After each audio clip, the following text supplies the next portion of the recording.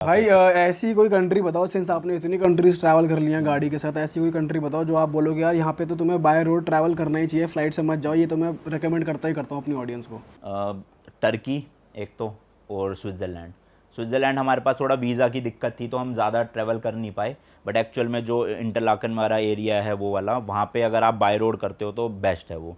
मतलब अगर आप जा रहे हो यूरोप में स्विट्ज़रलैंड, तो आप या तो बाय रोड करो या वहाँ की जो ट्रेन्स है उसमें ट्रैवल करो। मतलब पब्लिक ट्रांसपोर्ट इसके अलावा करोगे उतना मज़ा नहीं आएगा, ड्राइविंग का बहुत मज़ा आता है स्विट्ज़रलैंड में। और बाकी टर्की में हम कैपेडोकिया साइड से एंटर किए थे, ऊपर वाले एरिया से, तो वो एरिया बहुत सुंदर है। मतलब आपने देखा होगा फोटो वीडियोस में हॉट एयर बलून उड़ते हैं जहाँ पे, तो वो मतलब वहाँ पे अजीबोगरीब से स्ट्रक्चर्स बने हुए हैं पहाड़ों के कटे हुए, तो वो ड्राइव करने का अलग ही मज़ा आता है। अच्छा। बाकी ईरान में गर्मी बहुत थी, मतलब उस टाइम हम जब गए थे 48-49 डिग्री था, और डीजल हाईवे पे ही ख़त्म हुआ तो गाड़ी भी नहीं ऑन हो रही थी, और 48 में हम हाथ दे रहे ट्रक वालों को, फिर वहाँ रोक ही लिया था उन्होंने और दे दिया था, ऐसी दिक्कत नहीं हुई। भाई आप स्कॉर्पियो एन लेके ऑस्ट्रेलिया कैसे पहुंच गए बाय रोड, वो थोड़ा एक्सप्लेन करो, और वो आपकी जर्नी कैसी रही, वो ट्रिप कैसी थी, ऑस्ट्रेलिया के बारे में थोड़ा बताओ। तो ये वाली ट्रिप मैंने जस्ट अभी करी है, मैं नवंबर 2023 में निकला था और अभी इसी महीने ख़त्म हुई है वो ट्रिप, तो लगभग 6-7 महीने की वो ट्रिप थी। और उसमें से हम देखो सबसे पहले यहाँ से इंडिया से गए नेपाल। नेपाल तो नॉर्मल है, कई लोग गए हुए गाड़ी से। उसके बाद जो है ना, वो लोगों को पता नहीं है कि आप चाइना भी एंटर कर सकते हो बाय रोड। जैसे लोगों को लगता है कि इंडिया चाइना के बीच में काफ़ी वो चल रही है तो आप बाय रोड ट्रैवल नहीं कर सकते वहाँ, बट ऐसा नहीं है। इंडिया और चाइना के बीच में भी काफ़ी बॉर्डर्स है, बट आप वो नहीं कर सकते, पर आप नेपाल से चाइना जा सकते हो। तो वैसे तो अब लोग कहेंगे कि वो तिब्बत है, चाइना नहीं है, बट वो अब चाइना के अंडर ही है, तो हम उस चीज़ में ज़्यादा पॉलिटिकली जाना नहीं चाहेंगे जो भी है। बट अभी करंटली वो चाइना के अंडर ही आता है, वहाँ पे इमिग्रेशन ऑफिसर्स पुलिस सब चाइना की है।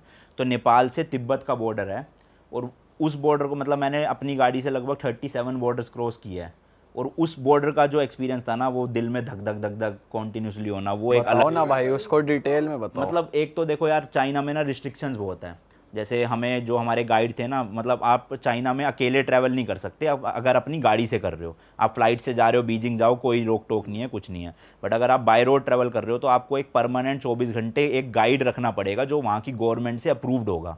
वो हमारी ही गाड़ी में ट्रैवल करेगा, सेम होटल में रुकेगा, और जब तक आप एंटर करे हो और जब तक एग्जिट करे हो उतने दिन वो आपके साथ रहेगा। तो सबसे पहला चैलेंज तो ये था, जो एजेंट था हम 40 दिन के लिए वहाँ थे चाइना में, तो 9 लाख रुपए तो एजेंट की फीस थी खाली, इंडिया के 9 लाख रुपए 40 दिन के। 40 दिन के। यार ये तगड़ा प्रोफेशन है। हाँ, तो चाइना में मोटा तगड़े खर्चा- पैसे कमा रहा है। बिल्कुल। तो 9 लाख रुपए तो उन्होंने लिए, प्लस हमारा ट्रैवल अलग, डीजल अलग, टोल टैक्स अलग, होटल अलग, खाना अलग। तो चाइना एक तो एक्सपेंसिव बहुत पड़ा इस चीज़ में। दूसरी चीज़, वहाँ पे रिस्ट्रिक्शंस बहुत थी। आपका जैसे ही आप बॉर्डर क्रॉस करोगे ना, वहाँ पे इमिग्रेशन ऑफिसर्स खड़े, आपका फ़ोन चेक करते हैं लिटरली खोल के, कि आपके फ़ोन में दलाई लामा की कोई फ़ोटो तो नहीं है, ठीक है। दूसरी चीज़, चाइना के खिलाफ आपने कुछ पोस्ट तो नहीं कर रखा, या कुछ ऐसा चीज़ तो नहीं है ऑब्जेक्शनेबल, कोई पॉर्न वीडियोस तो नहीं है, कुछ वैसा कंटेंट तो नहीं है, कोई बुक तो नहीं आप कैरी कर रहे हैं। तो स्ट्रिक्टनेस बहुत है वहाँ पे।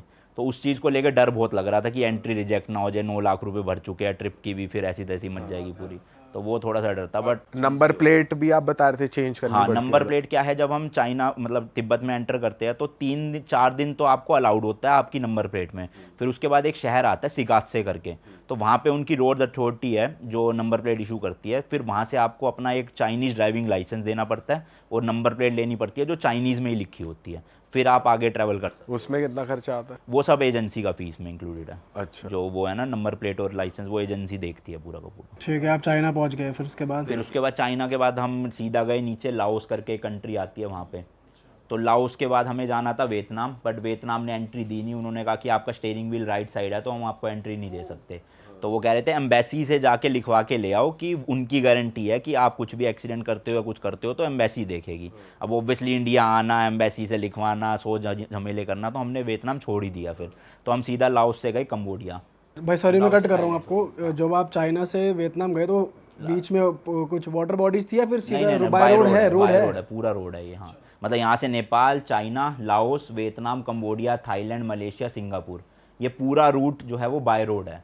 फिर सिंगापुर के बाद आपको जहाँ भी जाना है, ऑस्ट्रेलिया जाना है, फिलीपींस जाना है या फिर न्यूजीलैंड जाना है, उसके लिए आपको फिर समुद्र का ही रास्ता लेना पड़ेगा।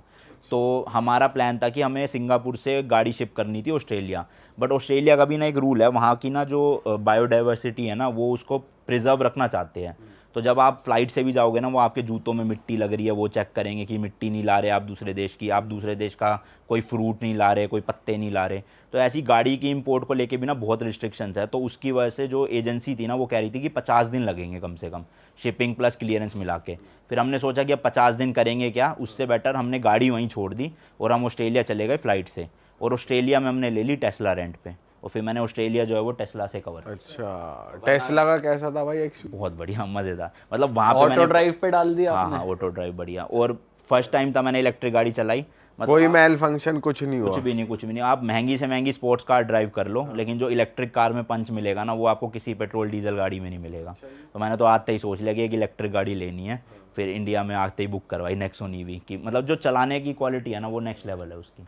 भाई उस टाइम बुरा नहीं लगा मेरी स्कॉर्पियो नहीं आ लगा पाई? था, काफ़ी लगा था, बट फिर अब ऑप्शन नहीं था। 50 दिन करते क्या, वेट करते, इंडिया आते फिर जाते, वैसी ट्रिप लंबी खिंच रही थी। तो हमने सोचा छोड़ो कोई नहीं, एक ही कंट्री है, घूमना तो है ही, घूम लेंगे। वैसे भी अपनी गाड़ी में नहीं घूम पाएंगे, बस यही फर्क है। भाई ऑस्ट्रेलिया में कहाँ कहाँ घूमे, कुछ जगह बताओ जहाँ पे आप ऑडियंस को रेकमेंड करते जाना चाहिए। यार देखो, ऑस्ट्रेलिया वैसे तो बहुत बड़ा है, बट एक्चुअल में जो पॉपुलेशन वहाँ पे रहती है ना वो बहुत कम एरिया में रहती है।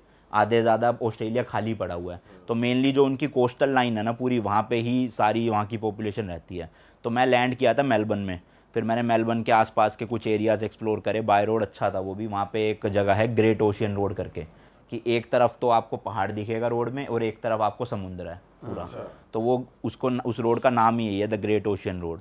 तो वहाँ पे ड्राइव करना तो मतलब एक ड्रीम है कई लोगों का, जिनको ड्राइविंग का मतलब मजा आ गया इंटरेस्ट होगा है भाई ना। वहाँ पे तो। बहुत मज़ा आया वहाँ पे।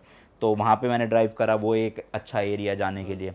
फिर मैं वहाँ से फ़्लाइट पकड़ के गया सिडनी, और वहाँ पे फिर मैंने फिर से गाड़ी रेंट करी टेस्ला, और उसका फिर आसपास का एरिया पूरा कवर किया। टेस्ला का वैसे क्या रेंट पड़ा? मेरे को पर डे पड़ा था 5,000 रुपये इंडिया के। सिक्योरिटी भी दी थी? सिक्योरिटी वहाँ की होती है $500, पर वो क्रेडिट कार्ड में ही ले लेते हैं बस। मतलब वो चार्ज नहीं करते, वो ब्लॉक कर देते हैं $500 को, 500 ऑस्ट्रेलियन डॉलर को। जब आप फिर गाड़ी रिटर्न कर दोगे उसके 1 महीने बाद वो दे देते हैं, अगर कोई चालान नहीं आया हो। बट मेरा चालान आ गया, क्योंकि अब मुझे तो आदत थी स्कॉर्पियन की कि चालान कटेगा नहीं, बट अब वहाँ की जो नंबर प्लेट है उसमें तो चालान कटेगा ही कटेगा। तो उससे चालान आ गए 2। कितनी दौड़ा दी थी? मैं दौड़ाई ज़्यादा नहीं, फ़ोन वीडियो बनाते। अच्छा। वहाँ पे वो फ़ोन कैमरा रखे हुए हैं कि आप अगर मोबाइल यूज़ कर रहे हो चलाते वक्त तो आपका चालान कटेगा। तो उसका 32,000 रुपये का चालान आ गया 2। और तेरी 16 हज़ार के। तो भाई अब तक आपकी कितनी कंट्रीज हो गई? 50 कंट्रीज? हाँ मेरी 2 रह गई है, 48 हो गई है। 48 हो गई। तो और भाई बाय रोड 37 हुई है। तो बेस्ट कंट्री कौन सी लगी आपको, अगर मैं बेस्ट पूछूं कि भाई आप कितनी बार भी चले जाओ वहाँ पे? बेस्ट कंट्री अगर बाय रोड पूछो तो टर्की लगी मुझे, और वैसे घूमने के बारे में पूछो तो जर्मनी भी अच्छी लगी, और चाइना भी अच्छा लगा काफ़ी। मतलब चाइना को लेके भी मतलब वही है सब कुछ ना। देखो आप पाकिस्तान के भी लोग देखोगे तो वो इंडियंस से बहुत अच्छे हैं, बट वहाँ की जो मीडिया है, वहाँ की जो गवर्नमेंट है, वो थोड़ा सा दिक्कतें करती है। सेम चाइना का भी है। वहाँ पे जब लोगों को पता चलता था हम इंडिया से आए हुए, तो उनका भी बिहेवियर बहुत बढ़िया होता था। तो मतलब हॉस्पिटैलिटी के मामले में चाइना बढ़िया लगा मुझे काफ़ी। वहाँ पे थोड़ा ऐसे नहीं देखते कि इंडियन क्यों आ गए और ये वो? कुछ उनको मतलब नहीं है कि वॉर है, लैंड कैप्चर कर रखा है, हमने कर रखा है, उन्होंने कर रखा है, उनको कोई मतलब नहीं है।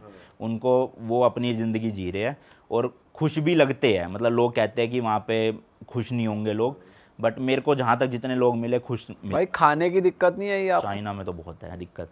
मतलब वहाँ के जो बड़े शहर हैं वहाँ पे इंडियन रेस्टोरेंट मिल जाएंगे, बाकी उसकी जगह तो फिर हम वो हल्दीराम के वो कैरी करते थे, रेडी टू ईट। खुद ही बनाओ खुद ही खाओ, यही चलता था बस। हाँ, उस वे में पैसा भी बहुत बचता है ना। हाँ अगर पैसे बहुत बच जाते हैं। मतलब पर डे अगर हम 5,000 का खर्चा लेके चल रहे हैं तो वो 500 रुपये में ही हो जा रहा था हमारा, क्योंकि खुद लेकर गए हुए थे वो। और वैसे आप अपना स्टे कैसे प्लान करते हो, जैसे इतना लंबा?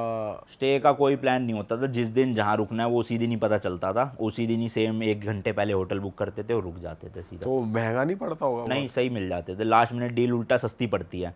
अब लोगों के दिमाग में ये भी काफ़ी ज़्यादा गलत वो है कि आपको बहुत महीने पहले बुकिंग करनी पड़ती है, बट ऐसा नहीं है। एक्चुअल में अगर आप सेम डे या 1 दिन पहले भी कर रहे हो ना, तो कभी कभार ऐसा होता है कि आप 3 महीने पहले जो बुक करके बैठे हो उससे भी सस्ती डील मिल रही होती है, क्योंकि अब उनकी जब बुक ही नहीं हुई तो वो लास्ट मिनट में प्राइजेस ड्रॉप कर देते हैं काफ़ी ज़्यादा। तो हमें बहुत सस्ते पड़ जाते थे एंड मोमेंट पे भी। और वैसे क्या आप बोलोगे कि हॉस्टल में रहना चाहिए, होटल्स में, या फिर एयरबीएनबी, क्या लेना चाहिए? देखो अगर आप सोलो ट्रैवल कर रहे हो, फ्लाइट से ट्रैवल कर रहे हो, तो आप हॉस्टल्स लो, आपको पूरी दुनिया के लोग मिलेंगे, उनसे बातचीत करो, उनके साथ पार्टी करो।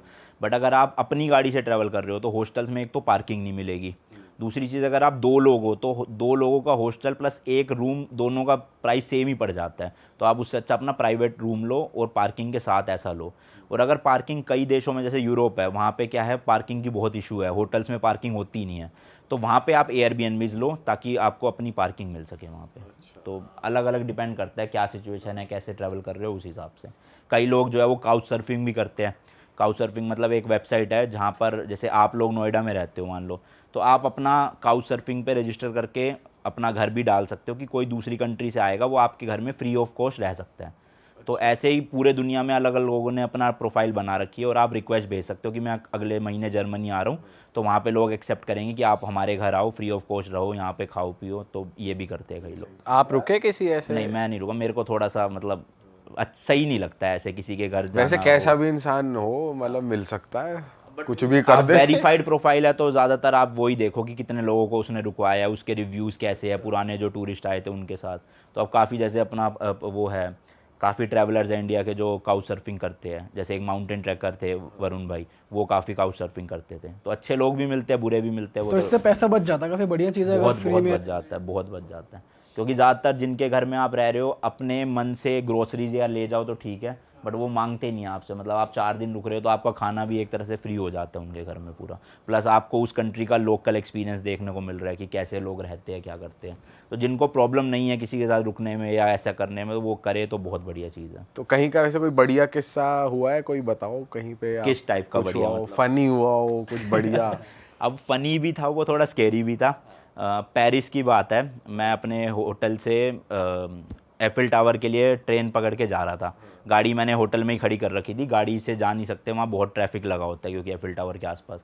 तो मेरा दोस्त जो था वो पहले ही जा चुका था एफिल टावर और मेरा अगले दिन का स्लॉट था, तो मैं अकेले जा रहा था। तो मैं ऐसी नॉर्मली रिकॉर्डिंग कर रहा था नीचे अंडरग्राउंड जो स्टेशन होता है। अब वहाँ पे एक बंदा था, वो शायद से होमलेस ही था। तो उसने पता नहीं कैमरा देखा, उसे क्या हुआ, थोड़ा मेंटली वो था, उसने पत्थर उठा लिया बहुत बड़ा और वो मेरे पास आ गया और जिस ट्रेन में मैं चढ़ा उसमें चढ़ गया। अब वो कह रहा फ़ोन दिखा, फ़ोन दिखा, फ़ोन दिखा, वरना पत्थर से तोड़ दूंगा, सर फोड़ दूंगा। इंग्लिश बोल रहा है लोकल हाँ, लैंग्वेज? इंग्लिश बोल रहा था। हाँ।